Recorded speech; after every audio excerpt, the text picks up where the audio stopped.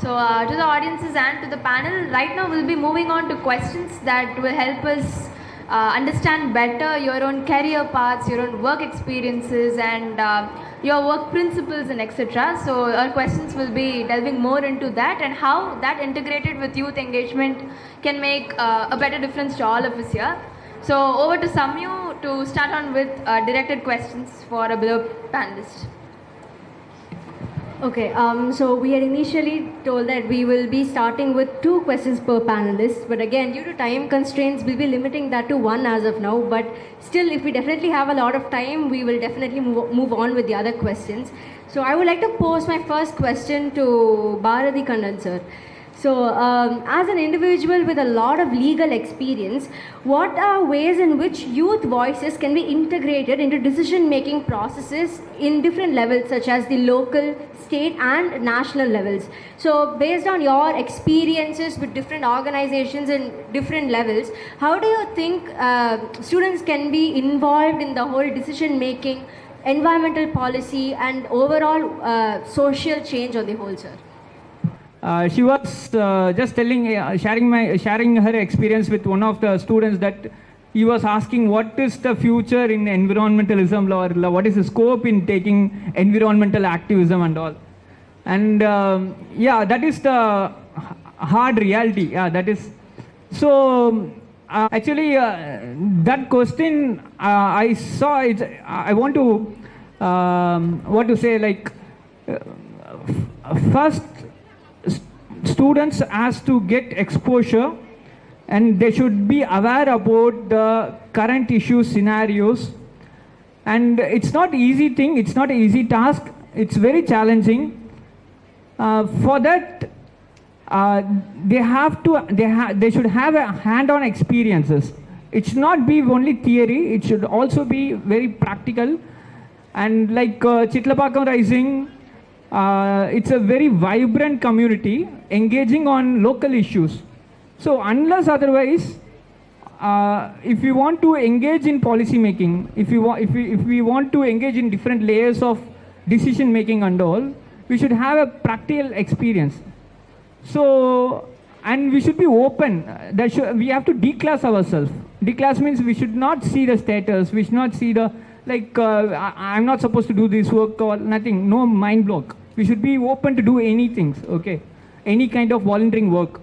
And also, it's very complicated, our whole total legal system and everything. No, it's very complicated in the sense that it's not easy for a layman to understand things.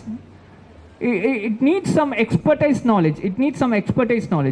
So, for that, the students has to be guided and they should be supported, they should be groomed by the people who are really interested in these issues. So it's students who are personally interested, and we have to identify them, we have to identify the what do you call their interest area, and we have to make sure that they are getting enough information on those issues. Then only we can make it possible. Yeah. Thank you so much, sir.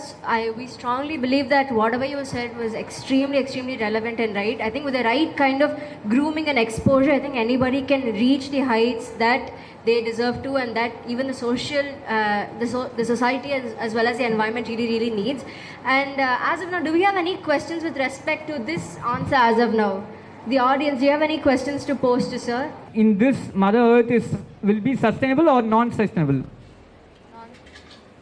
Huh? It's sustainable or not? Not sustainable. So, sorry.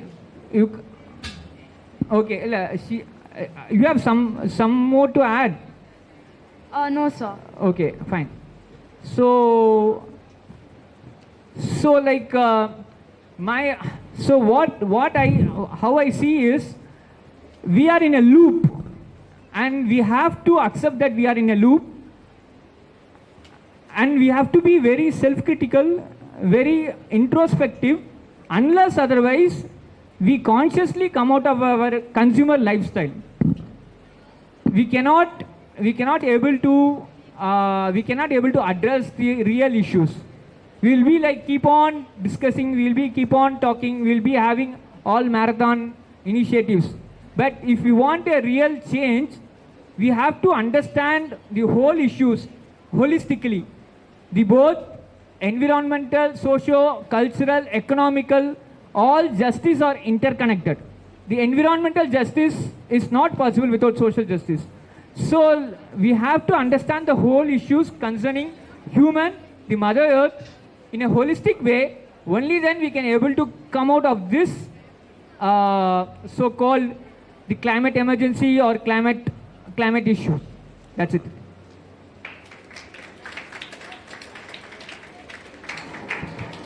Okay. Thank you so much, sir. It really speaks of your experience and of your unique perspectives when you answer those questions from us. Thank you so much for entertaining questions.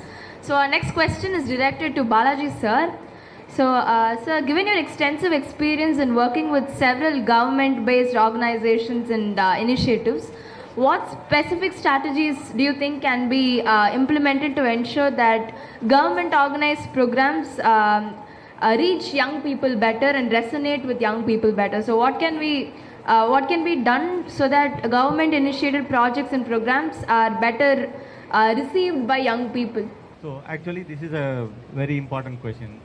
Government initiatives, right? Mostly anything that a government does thing to do with awareness.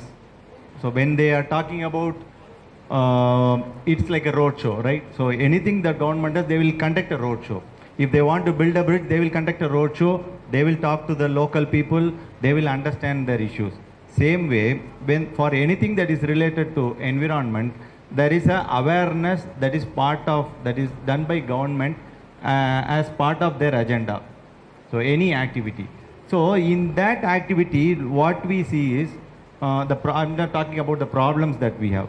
The problem is people start thinking, what is in it for me? So it just becomes a formality. So and people just come. Children are brought to the awareness camp. There is for example, like our organization, right? We take a responsibility to organize children, bring them from school and create awareness. For example, on Pallikarnai March, what is the importance? We tell them the basics. We are not going to deep dive. We will tell them the basics. Why you need to protect this, right? Unless, see, for anything to go well, there are three questions. First, there is a what. Then there is a how. And then there is a why. So anything which doesn't touch the why part can never be a success. Like Apple. So Apple says why you need the iPhone. Others say what is there in their phone. So what will slowly die. But when you know the why, when people get into their hearts and minds, then only it will succeed. So we bring children, we talk to them, we make sure that it is interesting, but still, there is always a 10% success in what we do. So when we are able to, even before coming for these sessions, children have to be given a pre-program introduction. So that is when they will know whether I should listen in this session or whether I just come, time pass, I have been asked to come, I come here, stand and go. See, that attitude change has to happen. For that attitude change to happen, there has to be a pre-preparation. That pre-preparation event is what is not happening. When we ask schools, okay, bring children for the marshland. So they will say, okay, children, we are going out. Take a bus, bring them. They are expecting some picnic. So we bring them here and we start giving them information. And they are not ready to even receive. So anything, publishing alone is not enough. The reception has to be there. So children have to be prepared for receiving it. So that receiving has to happen. So that is when people will really understand and children will work on environment things. It is very easy, like he said, right?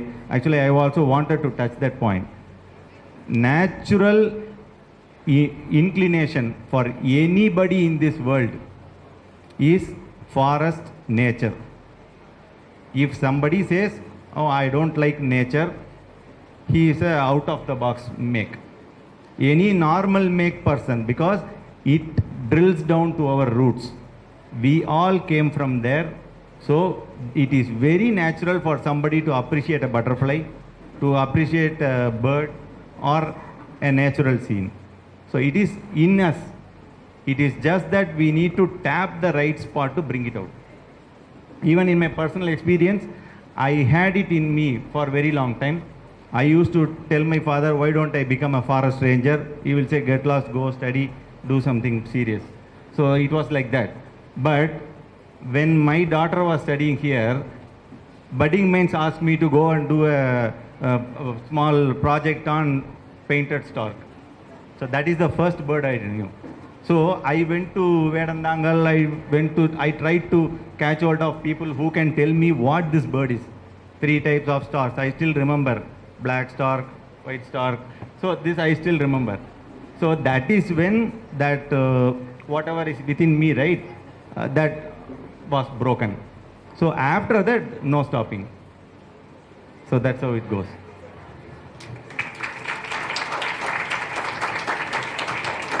Thank you, sir. So I think sir's response just told us that though opportunities are available, information is available, for it to be consumed, I think it's important that we have the correct mindset to receive everything with that open-mindedness and that empathy and selflessness. Okay, moving on to the next question. Over to Samyu for the next directed question. Okay. My next question is to Sunanda ma'am.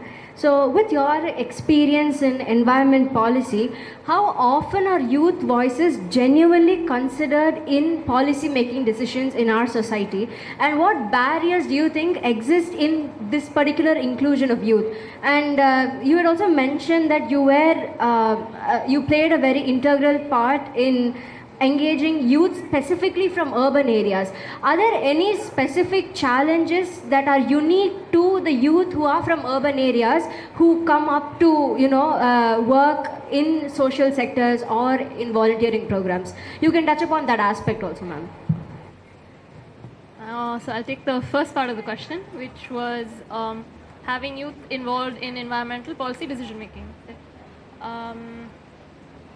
So I think barriers to inclusion would be one. There tend to be differing opinions, which is kind of there in any organization, but also within policy making. So to get across that sort of maybe perhaps different belief systems or different backgrounds that you're coming from, there is one barrier with regards to that. Other than that, I think would be just having campaigns reach, whether it's a social media campaign or a generic sort of on-grounds campaign, getting reach can sometimes be difficult, and sometimes even campaigns that do get reach might not be interpreted the right way. So that's another one. Other than that, sometimes also, just as in any executing any policy has its obstacles, so even with getting youth involved, sometimes the sort of end result that you want might not flesh out very well because let's say the root cause was not identified well. So that would be my answer to the first question. The second question was with regards to could you remind me the first question? The second question was regards to are there any specific challenges that are unique to youth that come from urban communities? We also had Balaji sir talk a bit about, and Bharati Kannan sir talk about how there is some sort of disparity between students who come from different communities, but at the end how everybody together can bring in a very beautiful change. So are there any specific challenges that you see? To be honest, I don't think I haven't really found much differences yet. So yeah, I think that's completely fine. I mean, if that's reality, I think there's nothing that should be changed just for the sake of this question. And I think it was a very beautiful answer about how there will be a lot of different perspectives and opinions when it comes to such social issues and social change. But at the end, as the other panel members also had stated, I think social change and volunteering at the end of the day, it is a place where everybody can come together to meet like-minded people and form a very beautiful community. together. Over to Amrita for the next question. Thank you, ma'am. I'm sorry, I just remembered one thing. No one problem, answer. yeah, please. So sometimes, I won't say all the time, but there was like a sort of example where we had conducted a nature education program in a sort of more relatively rural, like semi-urban but rural area, where we took the kids out on a walk, and they were able to identify a lot of their trees and fruits much faster than kids from an urban nature walk. I think there were kids who kind of weren't immediately able to place like coconut trees and things like that. And that's not to shame urban youth at all. It's just that when you're in a town, the information or the things that you notice in your environment and need to notice in your environment are very different from what you need to notice or are used to noticing in the rural environment. So I think that's one difference. Thank you, ma'am. I think again, we keep touching upon the points about how much awareness and cultural, social and other backgrounds really do matter. Thank you so much for your perspective on this, ma'am. Over to Amrita for the next question. Yeah, so audience, just don't zone out because questions are not being entertained now. Just save them for later. They'll be definitely asked, and keep paying attention to what our panelists have to say. So moving on to the next question. Next question is directed at Prahaladan sir. So we all know that BMIS has been closely partnering with Bhumi for several online programs, initiatives that keep youth at the center of its principles and foundation as such. So my question would be, talking about the real-time difficulties of running a wide-scale non-profit like Bhumi. So we also know that there are many youth-led environmental organizations right now that are completely taken in control by youth, students and etc. So what do you feel are the challenges that youth-led environmental initiatives face in terms of acquiring resources and funding to execute these initiatives, programs and campaigns?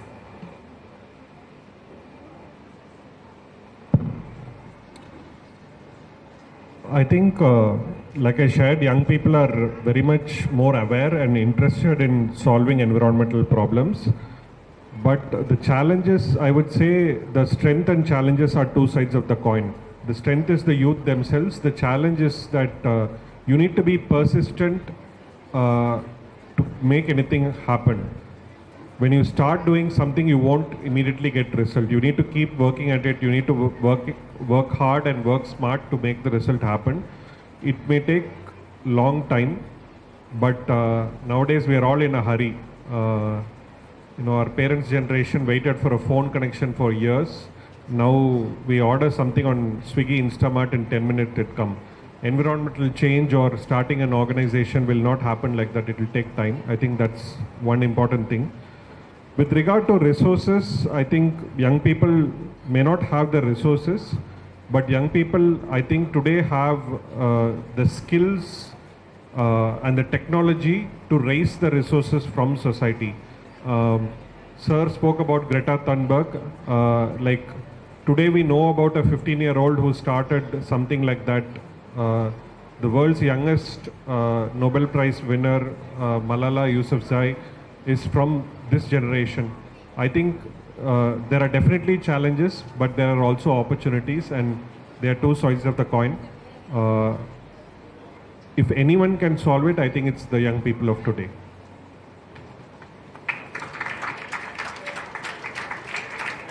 Thank you so much, sir. You consistently highlighted regarding how it's not easy, but it's never impossible. It all comes with the right kind of efforts concentrated into it. Anything can be made possible.